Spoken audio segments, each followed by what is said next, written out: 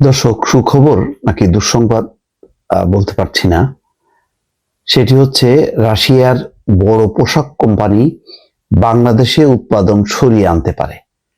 অর্থাৎ তাদের যে বড় পোশাক কোম্পানিগুলো তাদের সেই উৎপাদনটা বাংলাদেশের দিকে মুভ করতে পারে, এমন একটি খবর।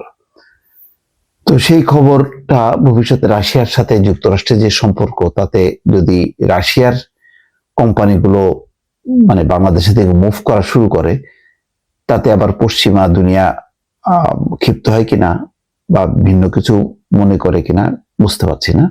যদিও খবরটি হয়তো প্রাথমিক, চূড়ান্ত না, কিন্তু তারপরেও একটা ইঙ্গিত তো আছেই।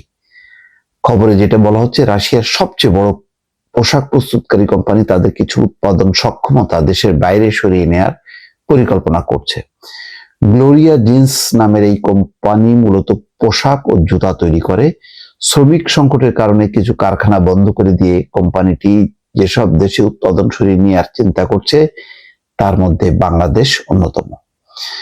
রুশ গণমাধ্যম কামারসান্তকে উদ্ধৃত করে ইউক্রেনের অনলাইন সংবাদপত্র ইউক্রেনাইস্কা প্রাভদা জানিয়েছে, রাশিয়ার রুস্তভ এলাকায় অবস্থিত কারখানাগুলো মূলত এই পদক্ষেপের কারণে ক্ষতিগ্রস্ত হবে।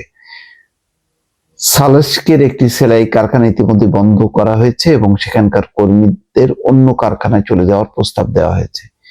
রাশিয়া জুড়ে গ্লোরিয়া জিন্সের 18টি কারখানা রয়েছে। বিষয়টি নিয়ে কথা বলতে কোম্পানিটির সঙ্গে যোগাযোগ করা হলেও তারা কোনো মন্তব্য করতে অস্বীকৃতি জানায়। সংবাদে বলা হচ্ছে, কোম্পানিটি তাদের উৎপাদন ব্যবস্থা ভিয়েতনাম, বাংলাদেশ বা উজবেকিস্তানে সরিয়ে নেওয়ার পরিকল্পনা করছে। উজবেকিস্তানে তুলার উৎপাদন হয়, সে কারণে কাঁচামালের স্থিতিশীল সরবরাহ রয়েছে। এসব দেশে ভালো মানের শিল্প সুবিধা বিদ্যমান, ফলে কাঁচামালের সরবরাহ কিংবা উৎপাদন খরচ নিয়ে কোনো ঝামেলা পোহাতে হয় না। একসময় চীন ছিল রাশিয়ার পোশাক প্রস্তুতকারকদের আগ্রহের কেন্দ্রবিন্দুতে, কিন্তু রুশ ব্র্যান্ডগুলো এখন আর চীনে যেতে খুব একটা আগ্রহী নয়। ফ্যাশন শিল্পের সঙ্গে জড়িত এক প্রতিনিধি বিষয়টি ব্যাখ্যা করে বলেন, বর্তমানে চীনে শ্রমিক মজুরি বাংলাদেশ বা উজবেকিস্তানের তুলনায় অনেক বেশি। রাশিয়ার পোশাক শিল্পে দক্ষ কর্মীর সংকট দিনে দিনে গভীর হচ্ছে। 2024 সালে তৃতীয় প্রান্তিকে দেশটিতে শ্রমিক ঘাটতি আগের তুলনায় বেড়েছে। শ্রমিক সংকটের পাশাপাশি রাশিয়ার তৈরি পোশাক ও আনুষঙ্গিক উপকরণের মানও খারাপ, ফলে পোশাক খাতে ব্যবসায়ীদের অন্য দেশ থেকে পণ্য জোগাড় করতে হয়। যাক, এটা হয়তো আভ্যন্তরীণ বিষয়। মূল বিষয়টা হলো যে রাশিয়া নিজেও এখন অনেক সংকটের মধ্যে আছে। ভবিষ্যতে এই ইউক্রেনের সঙ্গে যুদ্ধে পরিস্থিতিটা কি দাঁড়ায়, তারপরে রাশিয়ার যে শিল্প শ্রমিক সংকটের কথা বলা হচ্ছে, সব মিলিয়ে বাংলাদেশের মতন দেশকে বিবেচনা করছে এই কারণে যে এখানে সস্তা শ্রম, মজুরি কম।